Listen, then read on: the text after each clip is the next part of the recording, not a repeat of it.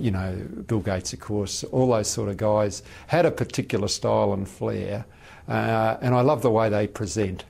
But I mean, I don't get into the, you know, who invented this and who invented that type discussion so much. But you know, you can't deny the power of those guys. So they create a presence. It's very dynamic.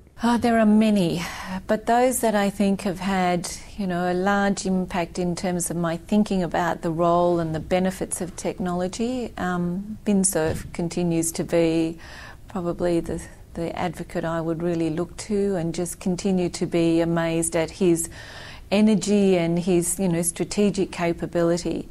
And Nicholas Negroponte, I think, again, and from my time when I was at MIT, that certainly was just such an enlightening, and the passion that he had, and the drive that he brought to the world of technology then, and continues to.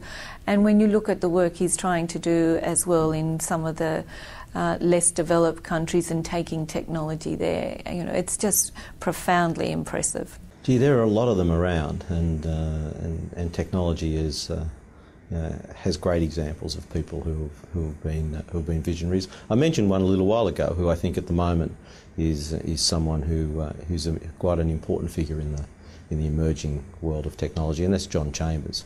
And John is not only a great visionary in terms of what he's doing with Cisco, but he's a very good communicator, and he understands where he wants his technology to go. So he has a very strong vision for where he's taking his organisation, and he's very focused on his customers. So when you look at a lot of those attributes, I think you've got to admire the way that he's running that organisation. Some of the innovations that are coming out of Africa are really quite interesting, and so the things that I follow tend to be the M-Pesa product in Kenya, which has cannibalised the actual currency of the country. That's a radical product, and I tend to look at those sorts of ultra-emerging markets where there's very, very large volumes of people, and how those people are starting to use technology. And so there's 3 or 4 great examples in Kenya. One is the M-Pesa product. I think there's been a lot of case studies about that, where people are literally using SMS as a form of money.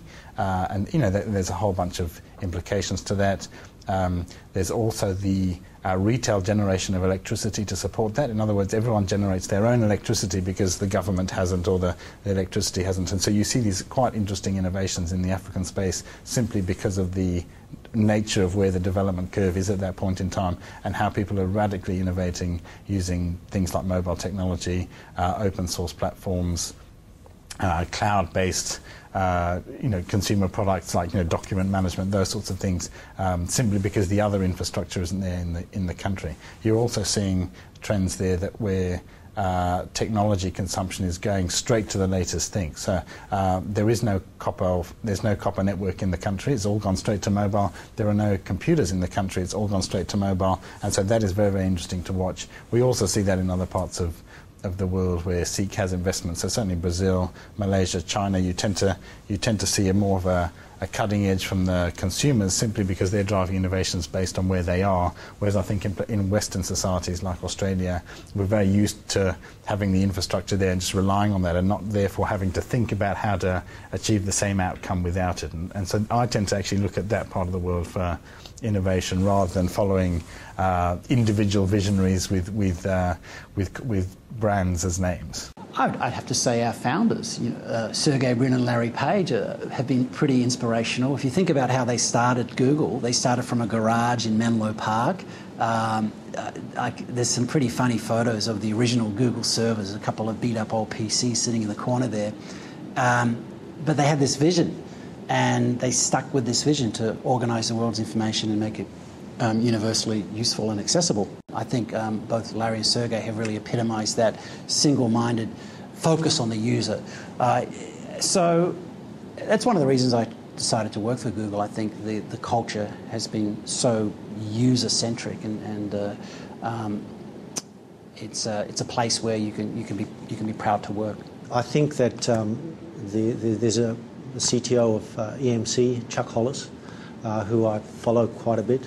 I think Steve Jobs is an inspiration to anybody, a guy who can do what he's doing, as well as a digital film company, as well as being part of Disney, as well as having personal problems, from a health. He's truly inspirational from that point of view.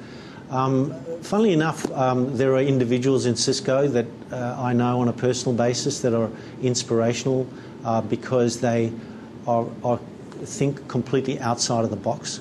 And there's quite a few of those.